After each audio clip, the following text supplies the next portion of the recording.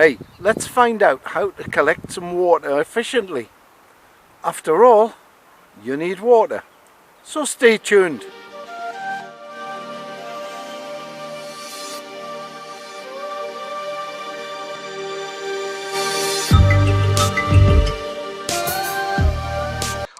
You can't carry enough kit for every eventuality. However, with a few simple items you can make life easier, and that includes filtering water. The 1842 Health and Safety at Work Act stated that every workplace should have a clean and wholesome supply of water.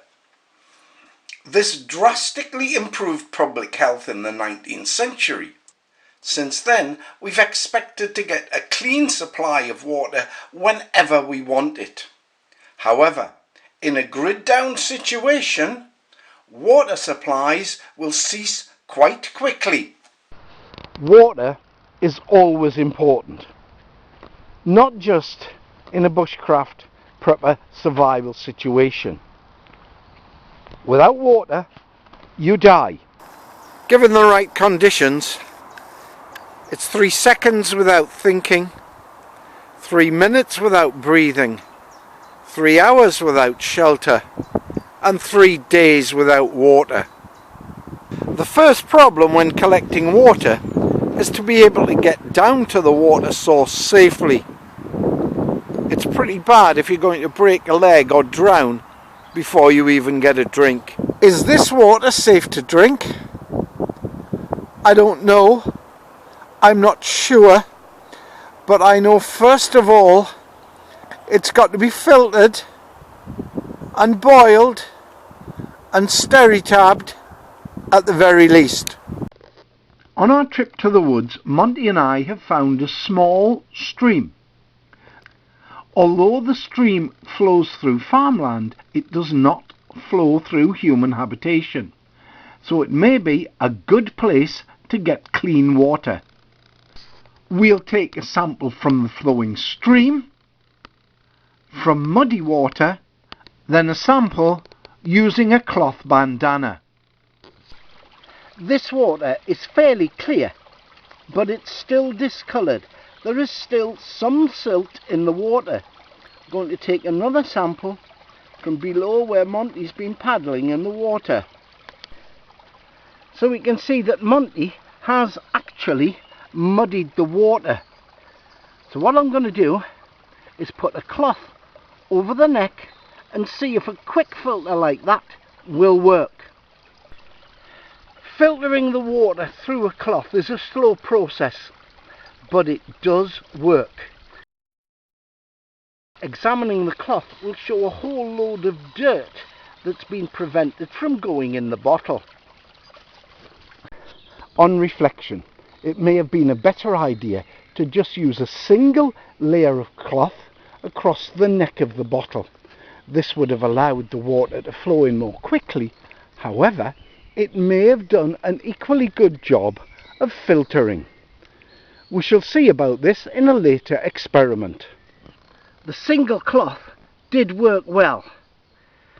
It allowed the bottle to fill faster and more efficiently, yet it kept a lot of the dirt out. Therefore, it may be better always to use a single tightly woven filter rather than a double tightly woven filter. But a lot will depend on the amount of sediment in the water. It is a water source. It's filthy, it's non-flowing, there's lots of rubbish, detritus and pollution. However, it is a water source. My advice would be to go somewhere else, because on the surface there's a film of oil, and that you're not going to get rid of easily at all. First of all, we'll take a sample, and then we'll take a sample using a bandana as a filter. Using the bandana has made a difference. Not very much, because the silt is so fine here. Much finer than when Monty muddied the waters a few days ago in the running stream. This pond seems to be substantially cleaner, and it's got a lot of wildlife. It's got tadpoles, but it's also got leeches. So be careful where you take your water from. Not all pollution can be seen easily. We're at another water source out in the countryside. The green plants suggest that this is a good source. However, the rubbish, the old bottles, suggest that it may have been polluted big time. A few meters further on, there's another water source. This is very seasonal. In winter, it's much deeper than it is now.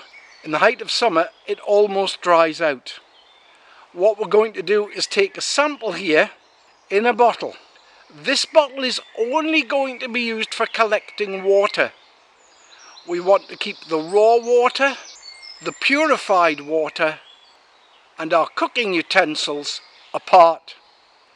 Water is a major disease carrier. I've got cuts on my hands, so I'm going to use rubber gloves while I'm collecting the water. The water sample looks pretty disgusting and it's got a lot of floaters. However, I didn't expect anything else from such a horrible water source just downhill from an industrial area. Make life easy for yourself. Get an old shirt or handkerchief, something that's fairly light but with a tight weave. Cut off a piece that's big enough to be doubled over your bottle top, and then use a hairband, not an elastic band, to hold it in place. The hairband lasts longer than the elastic band, it's less likely to snap, and also you're spending more of your time collecting the water than holding the cloth over the mouth of the bottle. We're going to set up the experiment with a single layer of woven cotton cloth. We shall see how well it works. The water does go through fairly quickly, provided there's some pressure.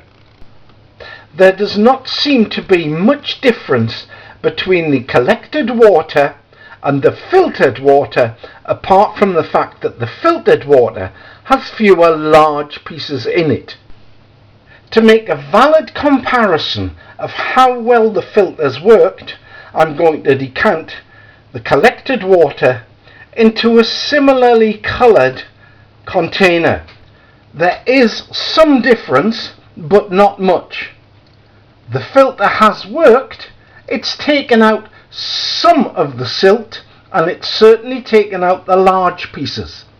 Perhaps filtering it again might remove more of the silt. We'll give that a try as well.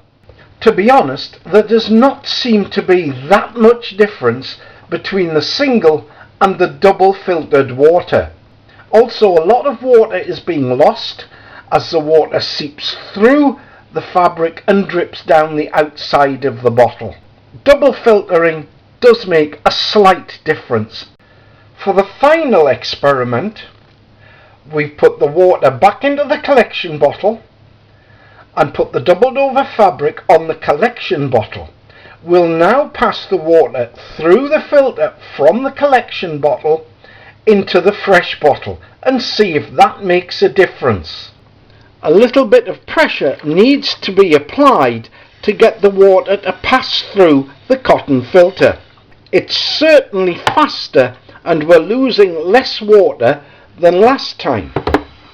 Once again, there is a difference, but this difference is marginal.